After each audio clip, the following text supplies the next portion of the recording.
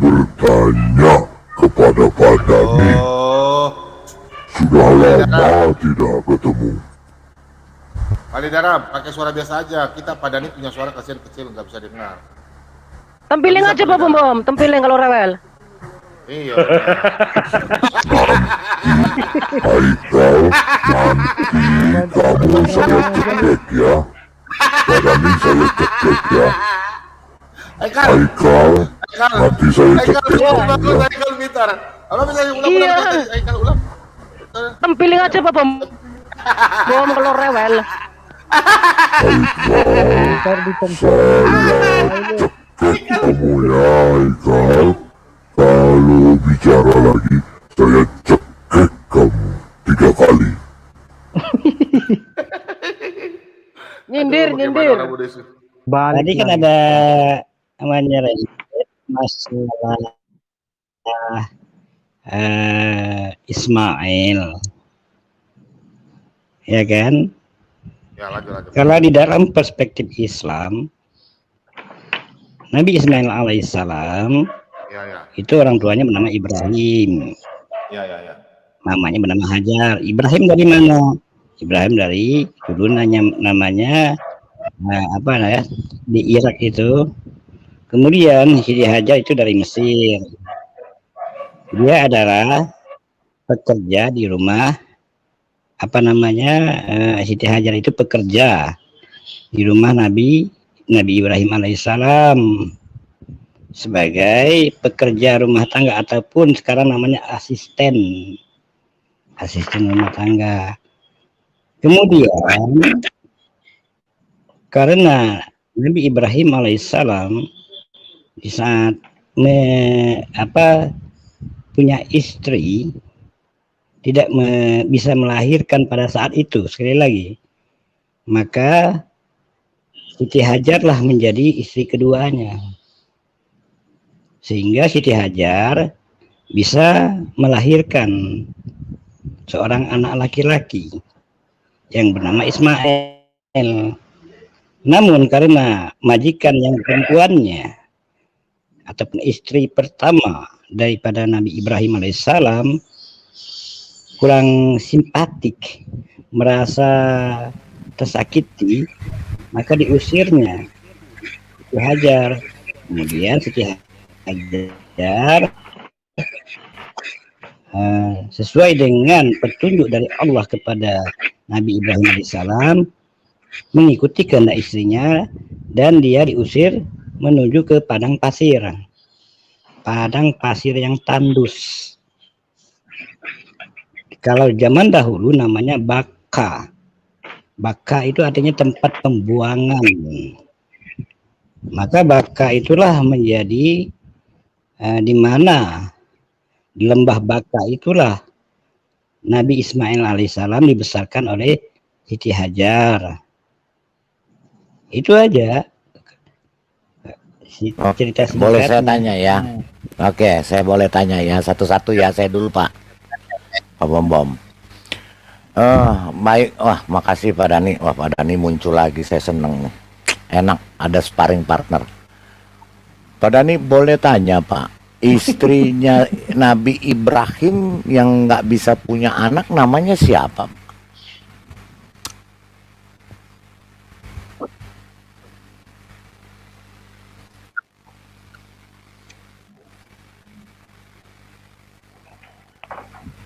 Di dalam Halo. Islam, dalam tarik Islam itu namanya Sarah. Sarah itu orang mana Pak? Adani, kalau boleh sebentar. tahu.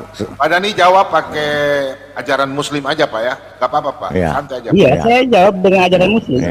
Iya betul. Iya. Kalau boleh tahu Sarah itu orang mana Pak? Sarah itu merupakan juga dari Irak juga. Urkasim. Dari Irak juga Sarah ya. Oh, iya. dari Sarah. Oke. Berdasarkan tafsiran ya.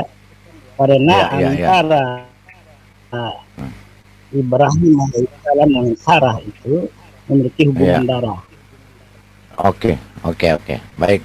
Terus Ismail itu itu lahir di mana Pak? Lahirnya di Baka ya. Baka itu daerah mana Pak ya kalau boleh tahu Pak? Baka Nah, itu. di Baka, Yang di tempat Baka, pembuangan itu. Baka itu bukan dilahirkan, tetapi Oh, dibesarkan di sana. oh, dilahirkannya Dia di mana Pak? dilahirkan tetap di Babilonia ataupun di Irak, Oh, di rumah Irak. Oke. majikannya, Oke. ataupun di Baka rumah itu berarti madunya, ya kan? iya iya iya Namanya iya. lewat masih kumpul. Dibesarkan di Baka. Baka itu daerah mana Pak kalau boleh tahu Pak? Baka itu kan daerah pegunungan lembah, namanya lembah Baka. Oke, Sehingga Lembah Baka. ya lembah Oke. Baka. Ya, Ah, ah. nah, Terus kemudian oke. Baka ya, Lembah apalagi Baka ya di daerah pegunungan daerah mana Pak? Masuk daerah mana nih Baka nih Pak? Saya mau ini juga nih belajar dari Pak Dani. kalau sekarang namanya Mekah. Oh, Mekah. Buktinya Oke, apa? oke. Oke ya. Udah tahu, saya tahu Pak. Terus Ismail itu meninggalnya di mana dan dikubur di mana tuh Pak? Ismail alaihissalam di dalam Islam tidak mendapatkan penjelasan di mana dikuburkan karena Oh, tidak ada, saya belum, ya sekali lagi saya belum menemukan referensi dari Rasulullah, ya referensi dari Rasulullah menceritakan tentang kuburnya Ismail, jadi kami tidak oke. bisa menjawab. Oke lah kalau begitu. Oke.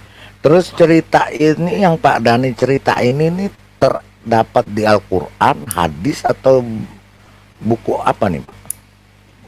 Di dalam hadis dan tarikh Islam Oh, yang di tarikh disampaikan oleh Islam ya. baginda Rasulullah Sallallahu Alaihi Wasallam. Oke. Oke, itu Ismail. Kalau Musa Pak, Nabi Musa Pak, kalau boleh tahu Pak, Nabi Musa tuh lahir di mana Pak? Nabi Musa alaihissalam itu Allah Subhanahu wa taala menceritakan namun tidak diberitahukan ataupun tidak disampaikan di mana posisinya. Tapi yang pasti dia berada Lahirnya di- nggak tahu ya. Lahirnya nggak tahu ya berarti. enggak. Nggak, oke. Nggak Di tahu, mana nggak posisinya Pak? Posisinya di mana Pak? Yang pasti di Jazirah Arab untuk zaman sekarang. Oh, Jazirah Arab, oke. Berarti terus Jazirah Arab dulunya luas, sampai Irak, oke. Iran, Berat. Israel ataupun Palestina, Jazirah kalau Arab dulunya. kalau Jazirah Arab Kalau kita kepada kembali Israel, kepada zaman dahulu, iya. Kalau saya lihat petanya dari zaman dahulu Pak, Israel. Kalau Israel nih, saya bicara Israel ya. Israel itu dari Mekah itu 1.700 km Pak. Jadi jauh dari Israel. Kalau Nabi Musa lahir di Mekah di Jazirah Arab. ya lebih Iya kalau kan, benar kan tadi perjalanan, Pak Dani bilang. ya kalau Tadi kita, Pak Dani bilang kan gitu. gini ya, Gimana?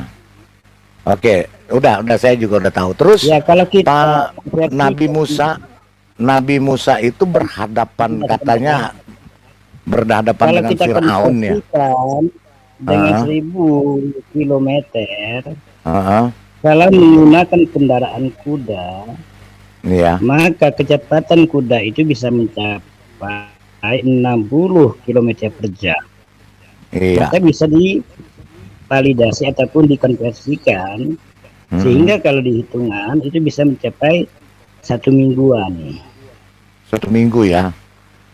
Ya saya naik pesawat aja 12 jam itu Pak Dani. Oke. 5 jam. Enggak 12 jam, 5 jam. Kalau naik karpet terbang mungkin lebih cepat. Pak Dani, saya mau tanya, terus Musa berhadapan sama Firaun, dia melakukan tugas apa Nabi Musa tuh Pak? Tugasnya Nabi Musa alaihissalam itu menyampaikan apa yang diperintahkan oleh Allah untuk memberikan tuntunan dan pengajaran kepada orang-orang Mesir. Karena peradaban pada zaman itu yang sangat maju pada zaman Musa itu adalah dari kerajaan Mesir. Jadi Nabi Musa memberikan pengajaran kepada orang-orang Mesir ya Pak ya? Iya. Oke. Oh, nggak ada tugas lain ya Pak ya selain memberikan pengajaran kepada orang Mesir. Ya, pengajaran itu kan banyak isinya. Termasuk Iya, apa tuh, Pak? pengetahuan, termasuk mengesahkan Tuhan untuk menjadikan kepada Tuhan. Iya, yang diajarkan orang Mesir ya. Yang diajar orang Mesir kan ya Pak ya? Nabi Musa karena berada di Mesir, Iya. maka ia berupaya untuk, sekali lagi ya, untuk mencerdaskan kaumnya supaya Orang Mesir. tidak menuhankan Musa bernama Firaun. Kaumnya orang apa Pak? Kalau boleh tahu kaumnya Nabi Musa orang mana tuh Pak? Kaumnya Nabi Musa itu orang Mesir, kan campuran Orang Mesir. zaman dahulu. Oke. Ya, Oke. tidak sebanyak Oke. zaman sekarang. Oke. Kalau gitu jadi Nabi Musa tugasnya memberi pengajaran kepada orang Mesir ya Pak ya. Jadi tugasnya itu aja ya Pak ya. Terus yang Tugasnya katanya banyak, Pak, bukan cuma itu. apalagi? Kan cuma Ada apa kalau lagi? seluruhnya kita sampaikan kan enggak apa Iya. ya, enggak efektif. Jadi apa selain mencerdaskan orang Mesir?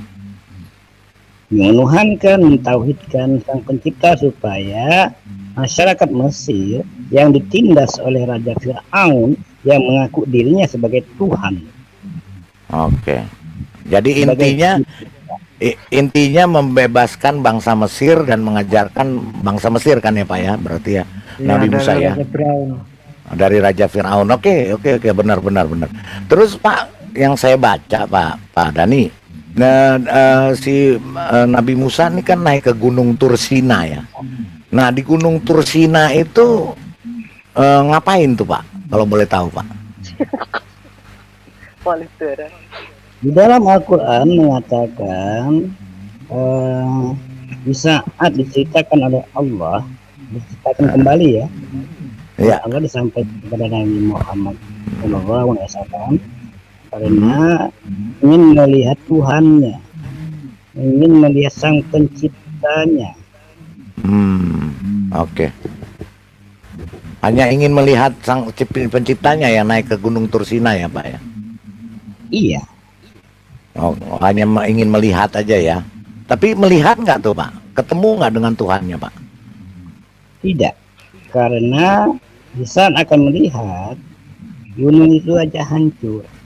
Karena Oke. Nabi Musa ingin membuktikan kalau di dunia ini dia merasa bisa memohon kepada Tuhannya untuk melihat.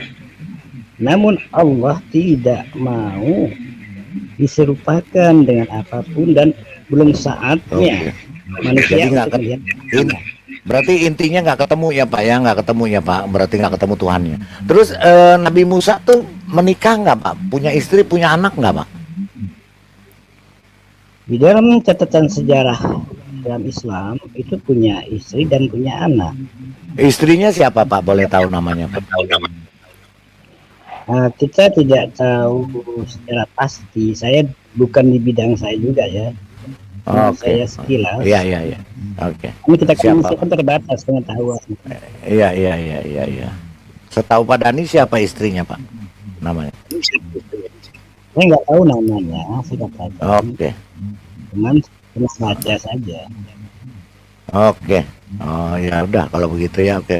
Kalau Terus apa Nabi lagi? Daud, lahir di mana Pak Nabi Daud? Itu dia kan setelah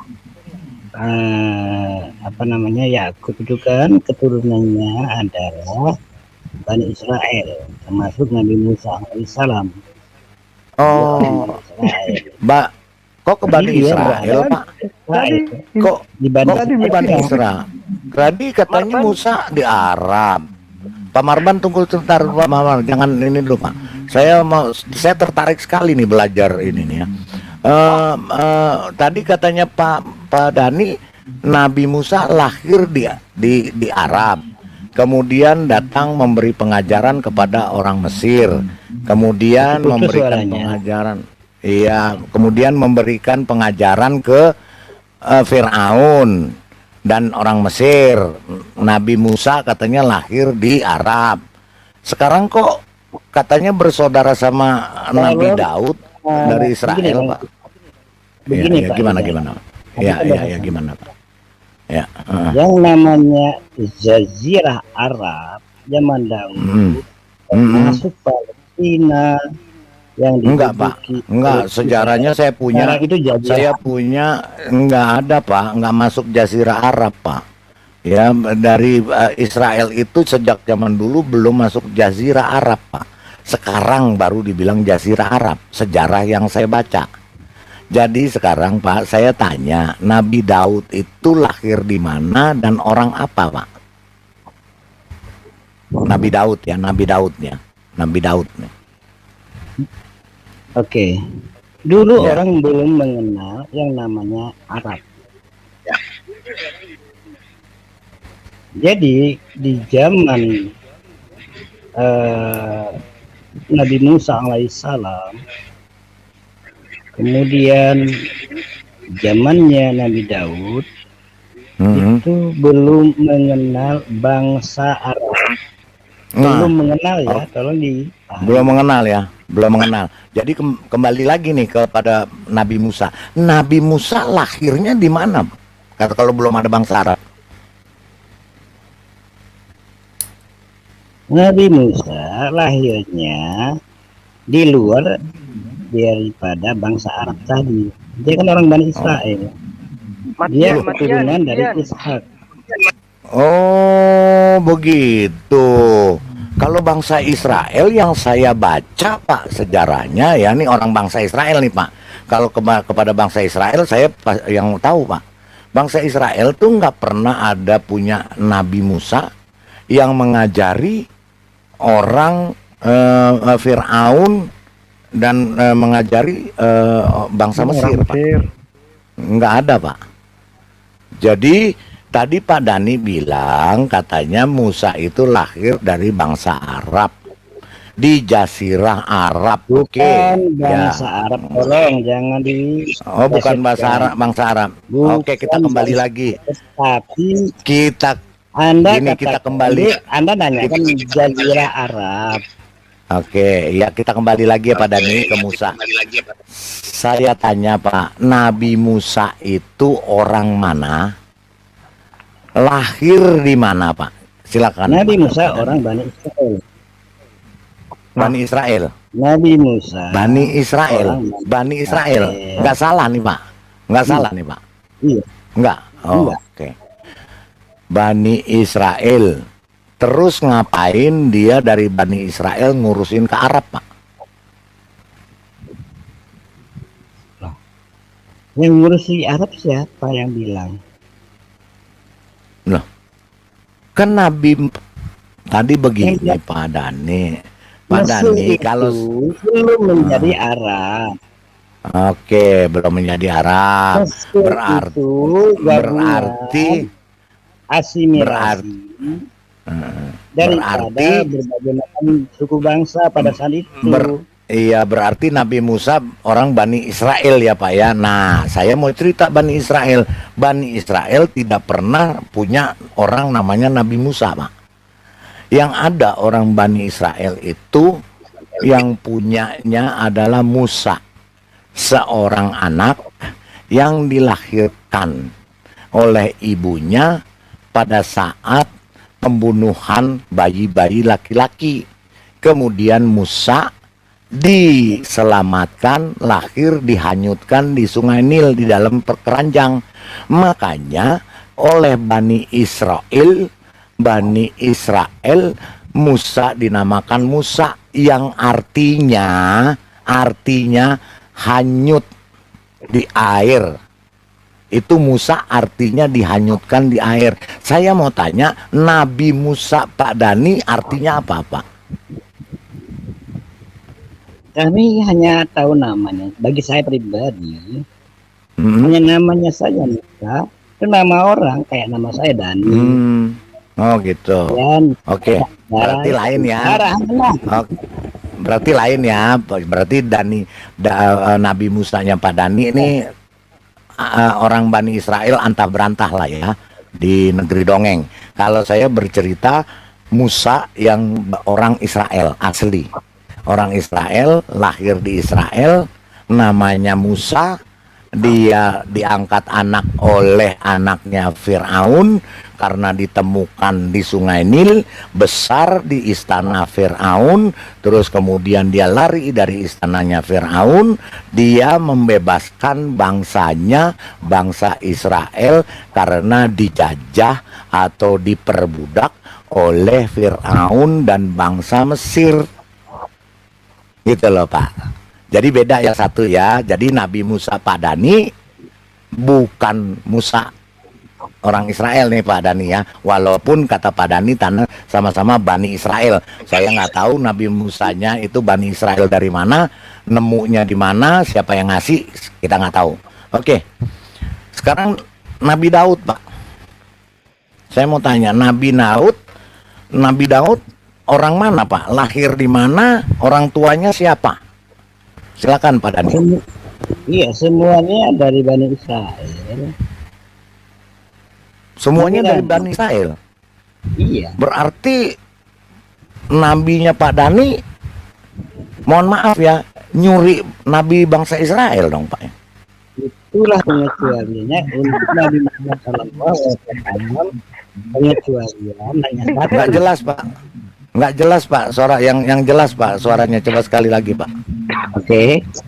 Ya. Nabi satu-satunya dari keturunan Ismail hanya Nabi Muhammad SAW. Karena antara Ismail dan Ishak itu dua beradik. Beda. Enggak Pak. Lain.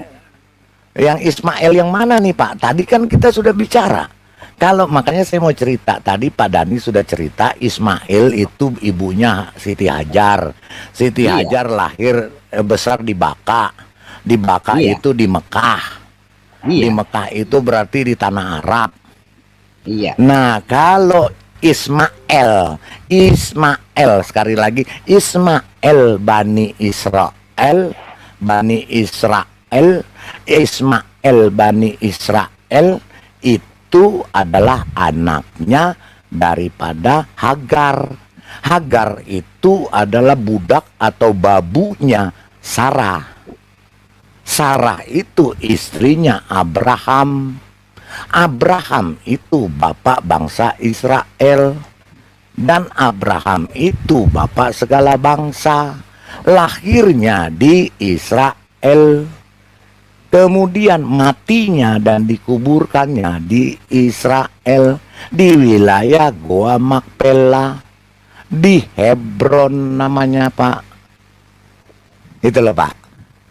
Nah kalau Pak Dan cerita tadi Ismail, anaknya Siti Hajar, terus Pak Dani lari ke Bani Israel, mohon maaf,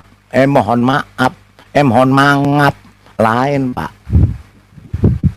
Silakan, keyakinan Anda mengatakan lain. Bukan keyakinan saya Pak, bukan keyakinan saya, sejarah yang membuktikan Pak, bukan keyakinan saya Pak, sejarah Pak, sejarah yang membuktikannya.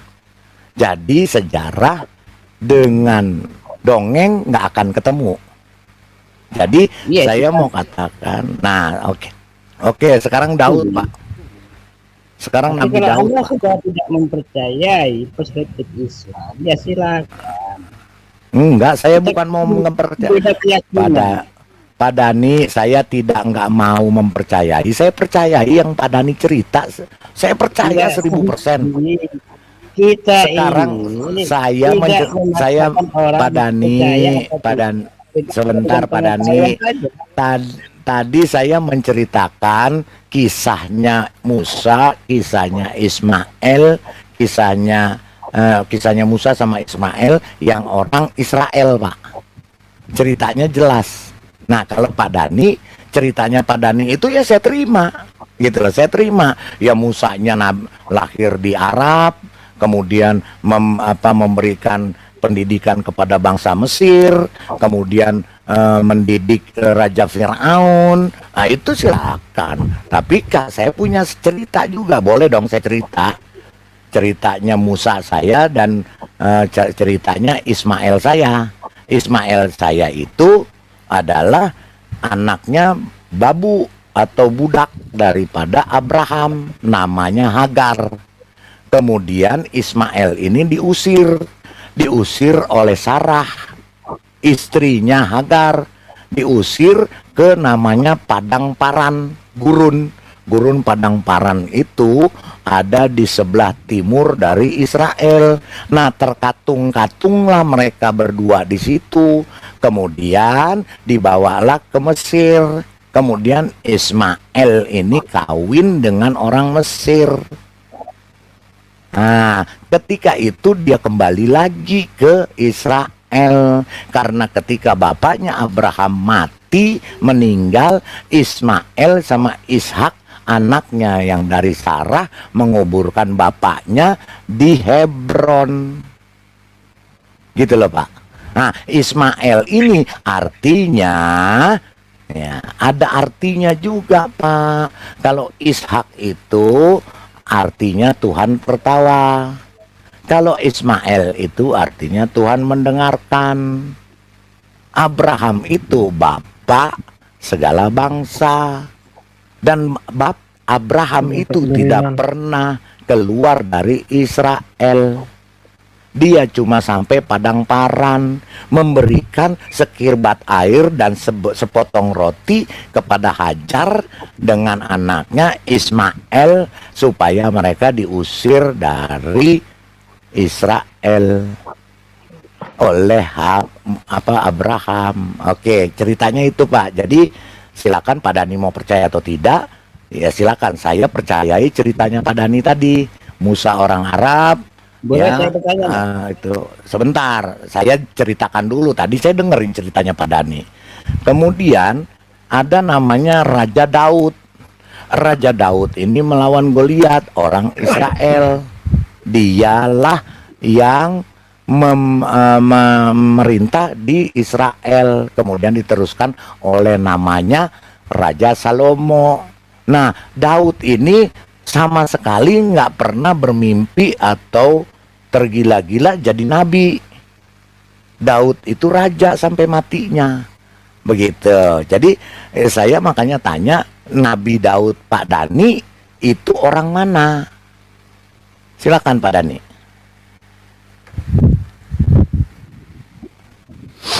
Tadi kan saya katakan, Nabi Daud di dalam perspektif Islam itu orang dari Israel.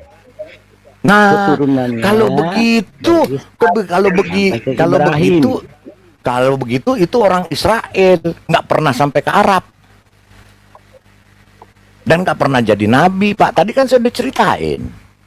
Jadi Pak Dhani ini ngaku-ngakuin dong berarti. Bener nggak Pak Dhani? Bukan saya, itu memang fakta umat Islam. Oh, oke. Jadi Bukan fakta, fakta. iya fakta sejarah dan fakta. Iya sebentar Pak, jangan erosi dong Pak, erosi aja baru begitu. Baru nongol juga udah erosi, aneh-aneh aja nih Pak Dhani. Pak Dhani. Jadi begini, fakta sejarah membuktikan, sekali lagi membuktikan, Alkitab juga membuktikan bahwa Daud, Musa, Abraham, Hajar, Ismail, Ishak tidak pernah keluar jauh-jauh daripada Israel, apalagi sampai ke jazirah yang namanya Baka. apalagi sampai ke Jazirah Arab. Nah, makanya saya tanya, Pak Dhani dapat ceritanya Nabi Musa, Nabi Ibrahim, Nabi Ismail itu dari mana? Itu tadi pertanyaan saya. Gitu loh, Pak. Saya jawab. Kalau ya, Tapi saya jawab gampang. ya, Tidak ya. bisa menjawab simpel karena punya dasar. Datangnya dari mana? Dapatnya dari sang pencipta alam semesta sendiri yang menyampaikan kepada utusannya yang bernama Nabi Muhammad SAW melalui malaikat Jibril.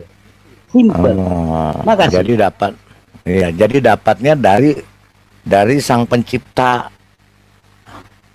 Oke lah, enggak. Ya, alam semesta. Saya nggak tahu alam semesta yang mana, tapi yang paling tidak saya sudah menceritakan fakta sejarah. Tapi Pak Dhani ceritanya tidak punya fakta sejarah, tidak bisa membuktikan. Nah, kalau saya bisa membuktikan. Jadi di sini kita melihat fakta bukti dengan, maaf ya Pak Dhani, dengan dongeng Pak Dhani belum ketemu nih. Kita justru mau cari pertemuannya. Saya mau cari pertemuannya, fakta sejarah dengan dongeng Pak Dhani ada cocok nggak? Kalau cocok kita berjabat tangan, Pak. Tapi kalau nggak cocok, mohon mangap, beda, Pak. Jadi jangan pada, jadi begini, intinya begini. jadi jangan, sebentar Pak Dhani, terakhir, sebentar Pak Dhani. Iya, perbedaan harus dibedakan, Pak Dhani. Perbedaan itu harus dibedakan. Haikal, dimatiin dulu suaramu, ngaung, Haikal.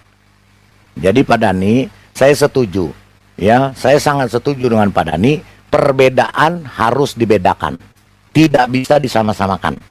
Siapapun, Pak Dhani juga tidak bisa memaksakan menyamakan perbedaan ini. Makanya saya bilang tadi berbeda. Kita berbeda, Pak. Oke, kita tetap jalan dalam perbedaannya. Ya, jangan disama-samakan. Perbedaan tetap beda. Persamaan akan sama. Kalau sama, pasti tetap sama. Tapi kalau berbeda, sampai kapanpun tetap beda. Itu loh Pak Dhani.